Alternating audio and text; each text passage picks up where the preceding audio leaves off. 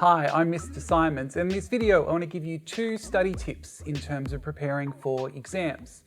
I've done a lot of exams in my time, not many recently thankfully, but they're very difficult, and that preparation is so important in terms of succeeding and achieving the kind of results that you would like.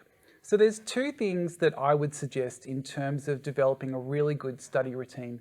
I like to keep things simple, that the more things I have to try and remember and follow, the less likely I'm going to do that.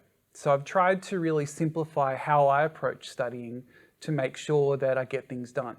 And I now approach the work that I do using these kind of tips as well. So once you get good at them and familiar with them, they can just be used right across your life as you get into the world of work. So the first tip I would say, and I think this would be my favorite tip, the strongest tip I think I have, and that is don't decide on the day what you are going to do. You need to know when you go to bed that night what you are going to do the next day. That if you waste time in the morning figuring out, okay, should I write this essay? Should I do these multiple choice questions? Is it time for some short answers?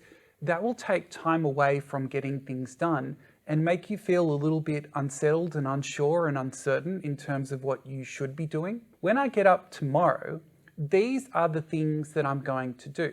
Now, as a teacher, I apply this in my life in terms of the work that I need to do, that on the night, I think about, okay, what are the key things that I have to do? What are the key priorities for the next day? That's what I'm going to try and focus my attention on, so that when I get to my desk and I've got some time, I'm not kind of figuring out what I need to do or maybe tempted by social media. So that you have a plan for the next day.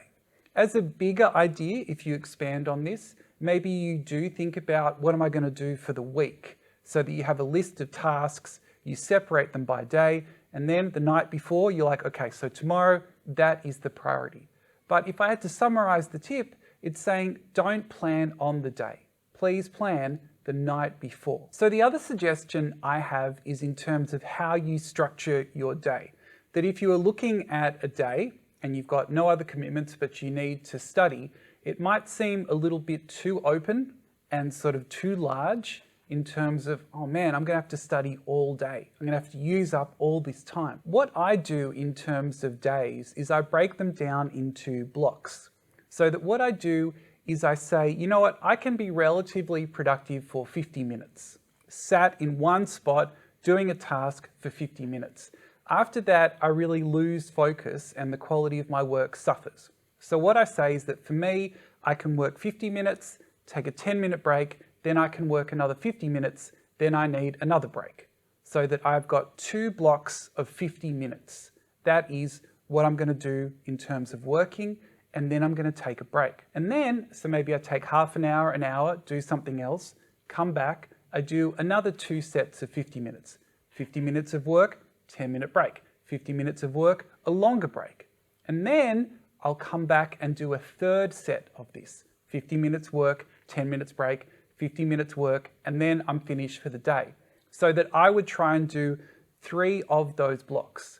3 sets of 2 times 50 minutes. I'll write this down on the screen so that it seems a little bit clearer to understand. But if you're thinking about how you might structure a day, you might say, okay, I get up at 8:30 till 9:20, I do that 50 minutes, then 9:30 to 10:20, that's my next 50 minutes, then I take a half an hour break, come back and do it again, then I take an hour or an hour and a half, then I come back and do it again, and then I'm done for the day. And that really frees up some time in the day so that you don't have to sit at your desk for 6 to 8 hours and feel like you get something done. Now, the exception to this is, say you want to do a timed exam or a timed task, then sure, you may need to stretch it beyond that 50 minutes, and that's fine.